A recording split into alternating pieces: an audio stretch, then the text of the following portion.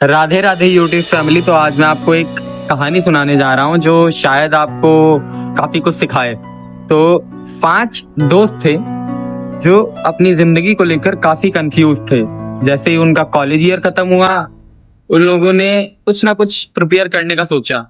इनमें से एक दोस्त था जो यूपीएससी की प्रिपरेशन करने लगा।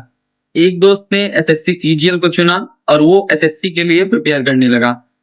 और 2 दोस्तों ने नीट की तैयारी शुरू कर दी। लेकिन जो एक दोस्त था उनका, वो काफी कंफ्यूज रहता था। उसने किसी चीज के लिए तैयारी ना करना बेहतर समझा और अपनी एक किराने की दुकान खोल ली। अब कुछ साल बीते, समय बीता। जो नीट वाले थे वो जब डॉक्टर बन गए, तो जो किराने वाला था उसने कहा कि अब मैं भी नीट के लिए प्रिपेयर करूंगा और मैं भी अब डॉक्टर बनूंगा। अब उसने भी नीट की प्रिपरेशन स्टार्ट कर दी, लेकिन वो वहां पर भी फेल हो गया। अब उसने सोचा मैं फिर से बिजनेस करूंगा।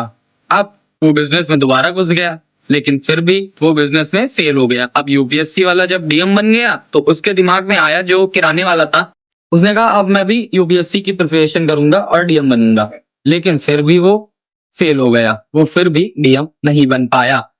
वो यूपीएससी के लिए भी प्रिपेयर नहीं कर पाया, ना नीट कर पाया। अब उसने सोचा कि अब मैं भी एसएससी सीजीएल करूंगा, क्योंकि जो एसएससी वाला उसका दोस्त था जो एसएससी की प्रिपरेशन कर रहा था, उसका एसएससी का एग्जाम क्लियर हो गया था और वो जीएसटी इंस्पेक्टर बन गया था।